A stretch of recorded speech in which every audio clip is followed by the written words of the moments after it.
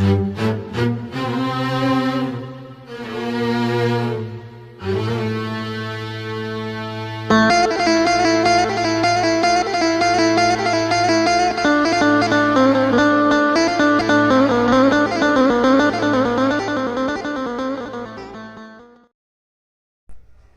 TV.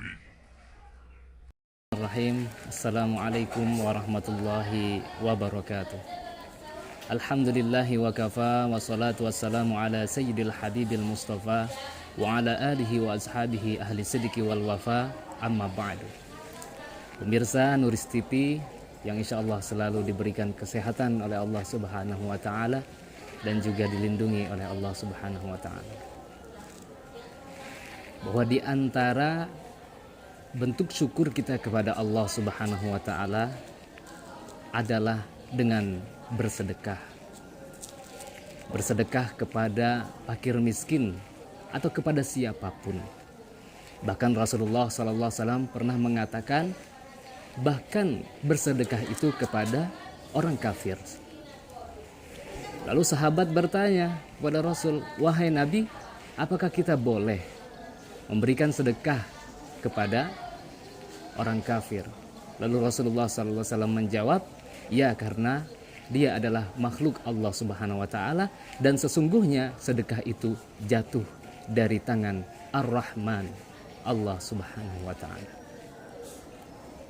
Banyak di antara keutamaan-keutamaan kita bersedekah yang termuat di dalam Al-Quran, juga di dalam hadis-hadis Rasulullah SAW. Misalnya dalam surat Al-Baqarah, masalul ladzina yunfikuna amwalahum fi sabilillah. Perumpamaan orang yang menginfakkan hartanya di jalan Allah Subhanahu wa taala, kamatsali habbatin ambatat sab'a sanabil. Seperti halnya sebiji, ya, sebutir biji yang menumbuhkan 7 tangkai. Fi kulli sumbulatin mi'atu habbah, dan setiap tangkai itu memiliki 100 biji. Wallahu yudha'ifu liman yasha, bahwa Allah Subhanahu wa taala melipat gandakan kepada yang Ia kehendaki. Wallahu wasi'un alim, bahwa Allah Subhanahu wa taala adalah yang maha luas dan maha mengetahui. Ada kisah yang menarik yang saya nukil dari kitab Tazkiratul Auliya yang ditulis oleh Fariduddin Attar tentang kisah Rabi'ah Al-Adawiyah, salah seorang perempuan suci. Kalaulah kata Fariduddin Attar, mengapa ditanyakan, mengapa engkau menulis kisah perempuan, ya, di antara para laki-laki? Karena Fariduddin Attar di dalam Tazkiratul Auliya, seluruh yang dia ceritakan adalah para sufi yang berjenis kelamin laki-laki. Tetapi satu-satunya perempuan di sana adalah Rabi'ah Adawiyah. Kenapa kemudian Fariduddin Attar mensejajarkan Rabi'ah Adawiyah dengan para kaum laki-laki? Jawaban dari Fariduddin Attar adalah bahwa Rasulullah SAW pernah mengatakan, Allah Subhanahu wa ta'ala tidak melihat rupa, entah itu laki-laki atau perempuan, entah itu hitam ataupun putih. Allah hanya melihat hatinya, melihat niatnya. Maka kemudian dengan alasan itulah Fariduddin Attar memasukkan Rabi'ah Adawiyah di dalam barisan para sufi laki-laki. Kisahnya adalah bahwa suatu ketika Rabi'ah Al-Adawiyah ini didatangi oleh 2 orang tamu yang terhormat, tamu pemuka agama.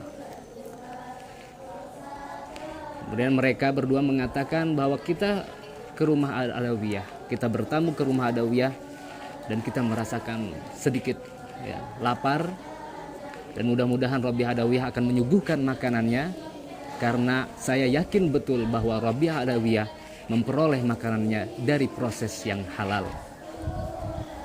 Lalu kemudian datanglah tamu itu. Lalu Rabi'ah Adawiyah menyambutnya dan menyuguhkannya dengan 2 roti. Tidak lama dari itu kemudian datanglah seorang pengemis di depan pintu rumah Al-Adawiyah. Lalu Rabi'ah Adawiyah mengambil kembali roti itu yang telah disuguhkan tadi dan memberinya kepada seorang pengemis tadi. Dua orang tamu ini merasa kecewa tetapi tidak mengatakan apa-apa. Akhirnya tidak lama kemudian datanglah seorang pelayan dan mengatakan bahwa saya diperintah oleh majikan saya untuk memberikan roti ini kepada Rabi'ah Adawiyah. Lalu Rabi'ah Adawiyah menghitungnya, ada 18 roti. Apa kata Rabi'ah Adawiyah? Mungkin engkau salah mengirim, mungkin engkau salah alamat, ini pasti bukan untukku. Lalu kemudian si pelayan ini kekeh, ya, bersikeras bahwa ini benar-benar saya diperintahkan oleh majikan saya untuk mengirimnya kepada Rabi'ah Adawiyah. Tetapi Rabi'ah Adawiyah mengatakan bukan. Akhirnya kembali lagi. Dan ternyata bahwa roti itu sudah dimakan oleh si pelayan tadi yang mengantarkan tadi 2 roti. Akhirnya si pelayan tadi membelikan roti 2, kemudian memasukkannya dalam ke-18 roti tadi dan datang lagi ke rumah Adawiyah. Lalu Rabi'ah Adawiyah menghitungnya, ada 20 roti. Barulah kemudian Rabi'ah Adawiyah mengambilnya. Nah, ini benar bahwa ini adalah untukku. Kemudian disuguhkan roti, 20 roti itu kepada tamu. Kedua tamu tadi merasa senang, ya, sambil terheran-heran kenapa Rabi'ah Adawiyah menyuguhkan 2 roti, lalu ada pengemis datang kemudian memberikan 2 roti itu kepada pengemis. Lalu datang 20 roti. 18 roti yang pertama ditolak oleh Rabi'ah, kemudian 20 roti kemudian datang, baru diterima Rabi'ah Adawiyah. Apa jawaban Rabi'ah Adawiyah? Saya tahu kalian datang ke sini dalam keadaan yang lapar. Dan kalian adalah orang yang terhormat. Maka saya tidak tega untuk memberikan hanya 2 roti yang saya punya ini. Lalu Allah menyuruh seorang pengemis untuk meminta di sini, meminta kepadaku, lalu aku kasih. Maka Allah Subhanahu wa taala, pas saya kasih itu kepada pengemis itu, saya mohon kepada Allah Subhanahu wa taala, ya Allah, bahwa Engkau pasti akan melimpahkan, memberikan berkali-kali lipat, sebagaimana di dalam Al-Qur'an, man jaa bil hasanati falahu athru amsalih. Man jaa bil hasanati falahu asyru amsalihha. Kalau kita memberikan kebaikan satu, maka Allah Subhanahu wa taala akan melipat gandakannya, melimpahkannya menjadi 10. Nah, Rabi'ah Adawiyah waktu itu memberi 2 roti, maka 20 roti yang datang kepada Rabi'ah Al-Adawiyah. Itu adalah kisah bagaimana kita mensedekahkan harta kita kepada orang lain, dan itu tidak akan mengurangi dari harta yang kita punya, bahkan Allah Subhanahu wa taala akan melimpahkan yang lebih banyak lagi.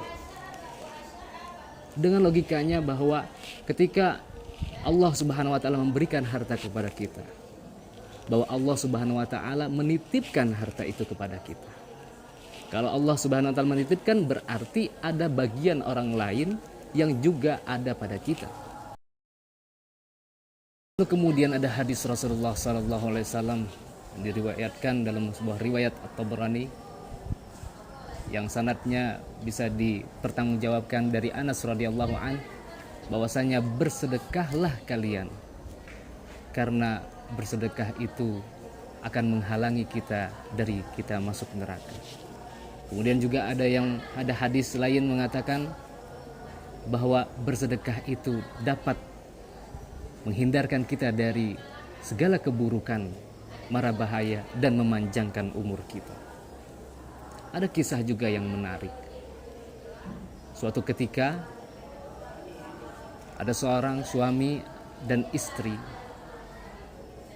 Lalu istrinya ini menyuruh suaminya untuk menaiki suatu pohon, yang dimana pohon itu terdapat burung merpati.